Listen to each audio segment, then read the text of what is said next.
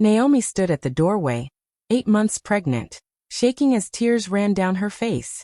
Her hands were tight around the handles of 2 small bags, the only thing she managed to grab before Marcus pushed her out. His voice still echoed behind her, cold and sharp, telling her to leave and never come back.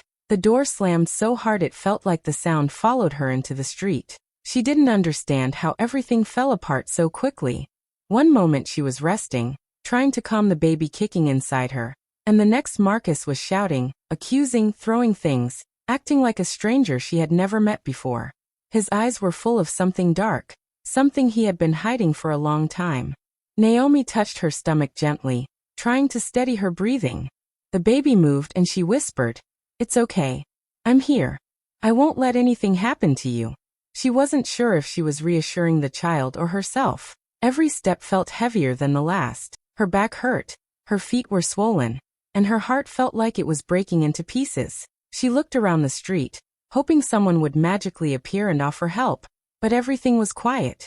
Cars passed without slowing down. People walked by without noticing her. It was just her, pregnant, exhausted, frightened, and alone. Marcus had been acting strange for weeks. He would hide his phone. He would leave the house late at night with excuses that didn't make sense. And today, he exploded as if he had been waiting for an excuse to get rid of her. Naomi didn't know what he was hiding, but she could feel it. There was a secret behind his anger. Something bigger than his sudden mood swings. The wind hit her face, cold and sharp, and she pulled her thin sweater tighter. She didn't know where to go.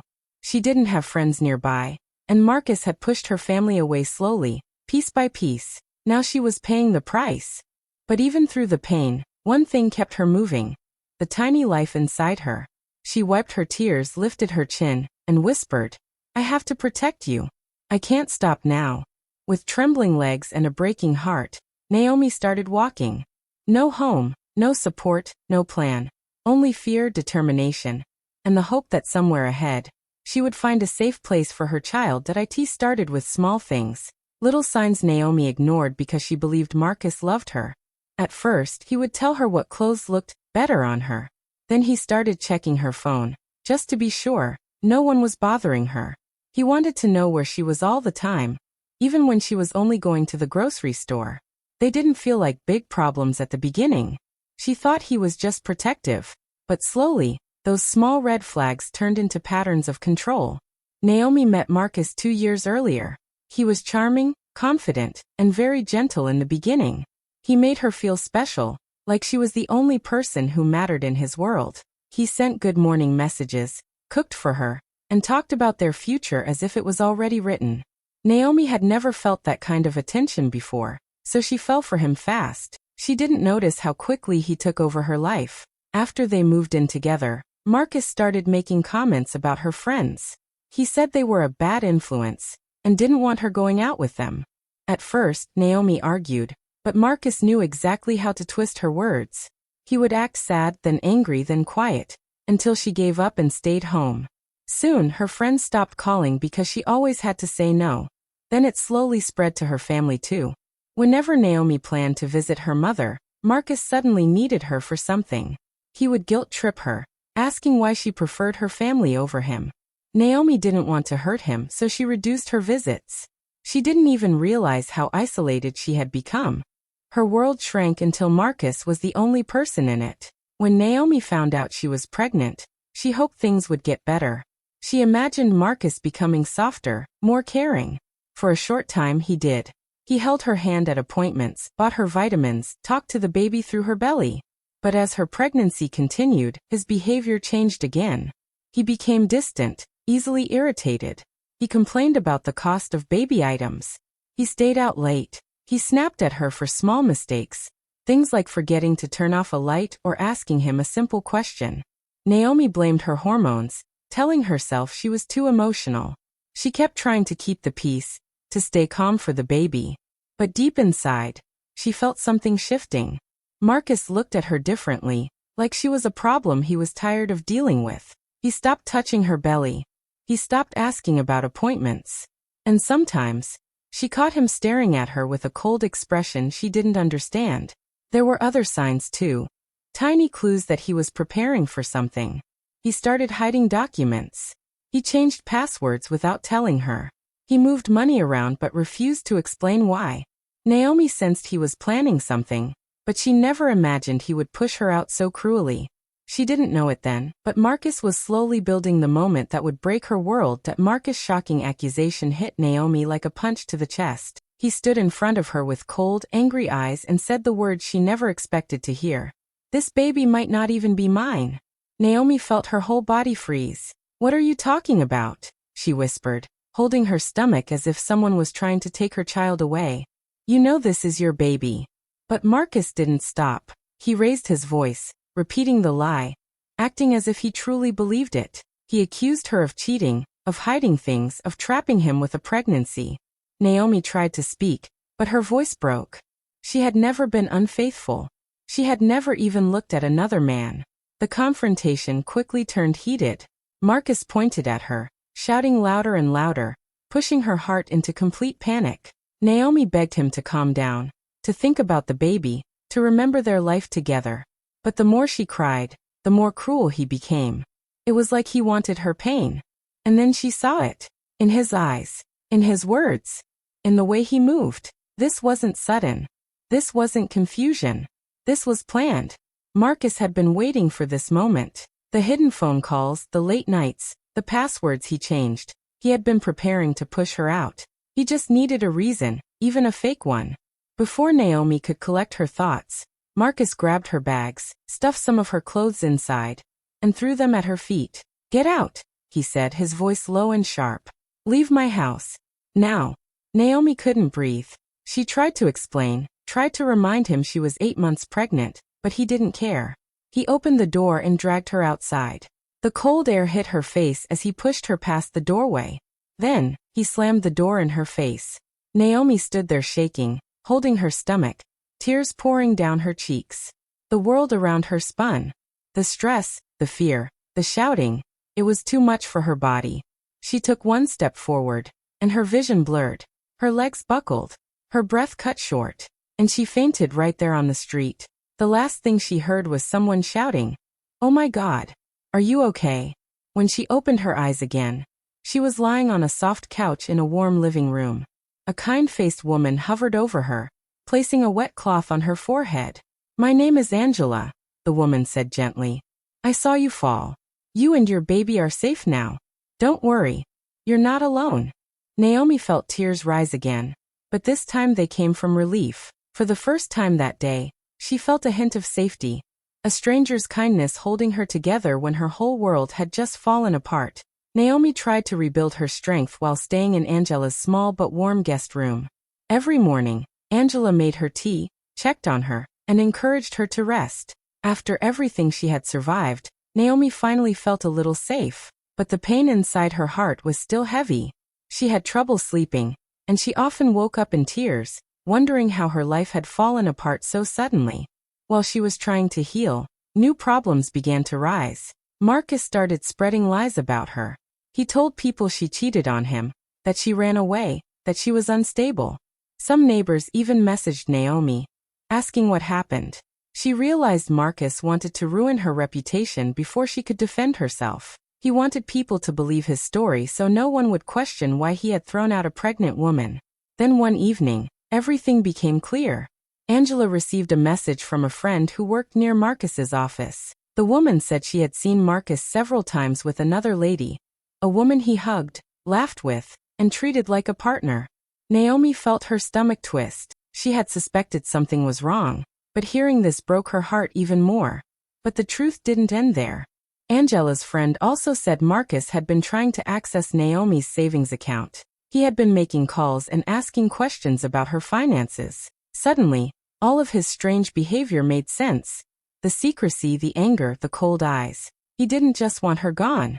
He wanted control of her money and her life. Naomi knew she couldn't let him win. With Angela's encouragement, she decided to consult a lawyer. The lawyer listened carefully to everything. Her pregnancy, the eviction, the lies, the financial moves, and the other woman. He explained her rights, the protections she had, and what she needed to do next. For the first time, Naomi felt a spark of hope. She wasn't powerless, but Marcus wasn't sitting quietly. Before Naomi could file her case, he tried to take legal action first. He claimed she abandoned the home.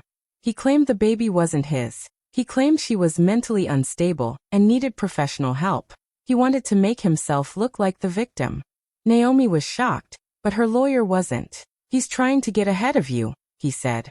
"Men like him do this to gain advantage. But don't worry, we'll fight back." Naomi placed a hand on her belly and took a deep, steady breath. She wasn't just fighting for herself anymore. She was fighting for her child's future, for safety, truth, and justice. And this time, she wasn't alone. Angela stood beside her. The lawyer stood with her.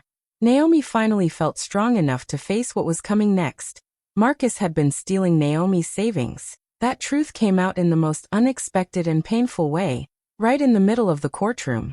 Naomi sat beside her lawyer, her hands shaking, her belly heavy, and her heart racing.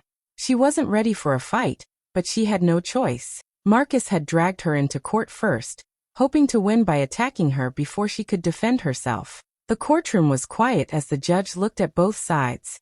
Marcus sat across from her, acting calm and innocent, as if he had never done anything wrong. He spoke with confidence, lying without shame. He told the judge Naomi had abandoned the home, that she refused to talk to him, and that the baby might not be his. Naomi felt tears burn behind her eyes, but she stayed strong.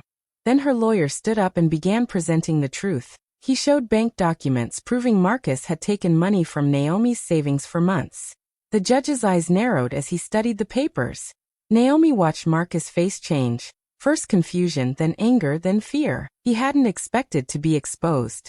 He thought Naomi had no proof, but the biggest shock came next. The lawyer handed the judge an envelope. Inside were the DNA test results Naomi had quietly taken after Marcus accused her. She didn't want to, but her lawyer insisted it would protect her.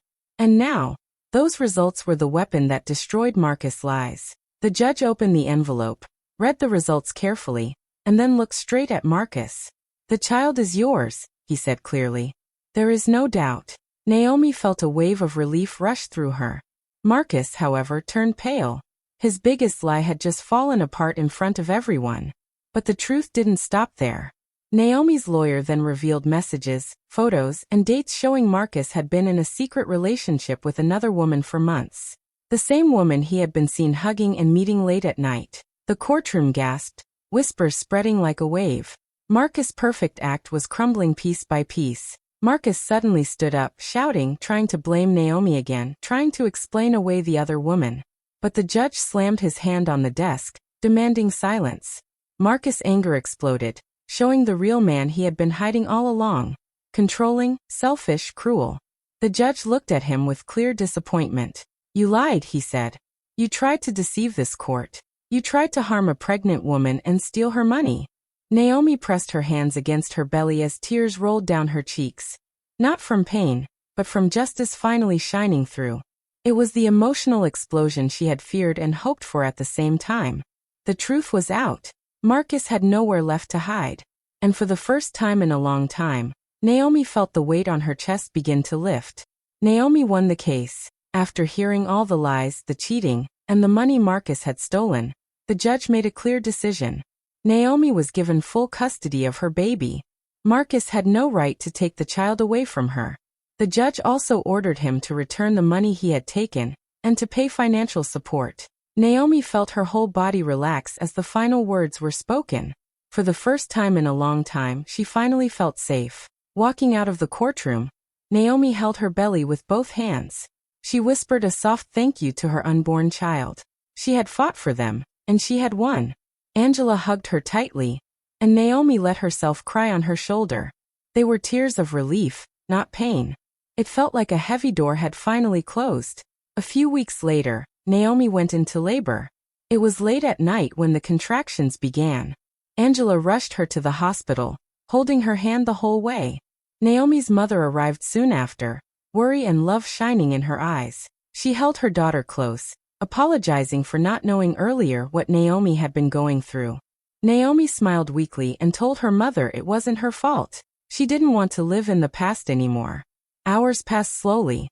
Naomi cried, breathed, pushed, and held on to Angela and her mother as the pain grew stronger. But she also felt something powerful rising inside her. Strength she didn't know she still had.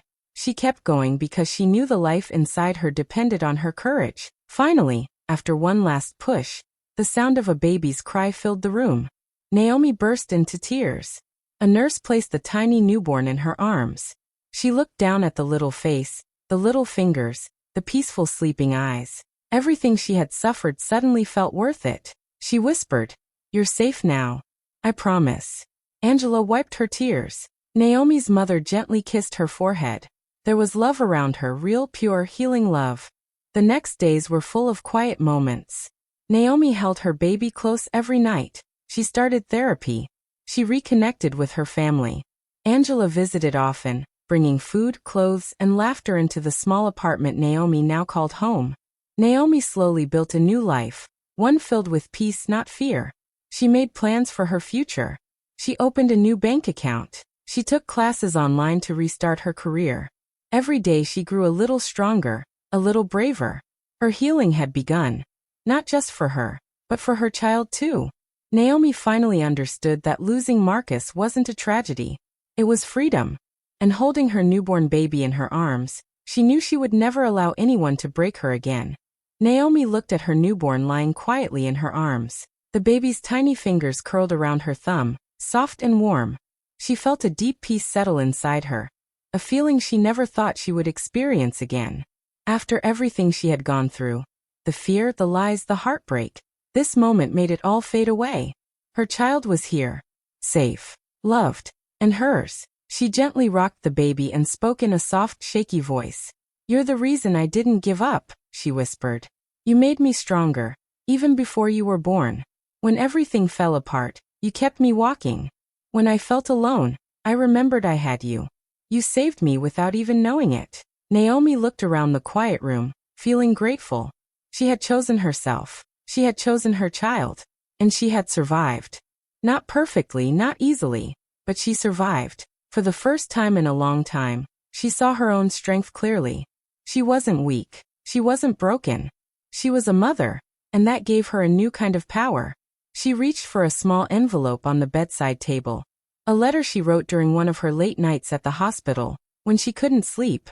She opened it slowly, held her baby close, and read the words out loud. "My precious child, I want you to know something important. You will never face the kind of abandonment I went through. I promise you this with all my heart. I will always choose you, always protect you, always stand beside you.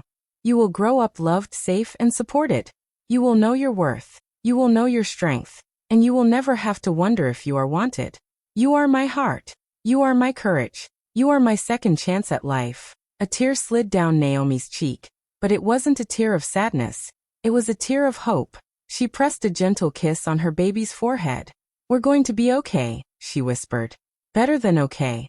We're going to build a beautiful life." And in that quiet moment, holding her newborn close, Naomi felt her story begin again. This time with love, with strength, and with a promise that would never be broken. Hey friends! Thanks for watching all the way through. Don't forget to like, comment, and subscribe for more stories. See you next time.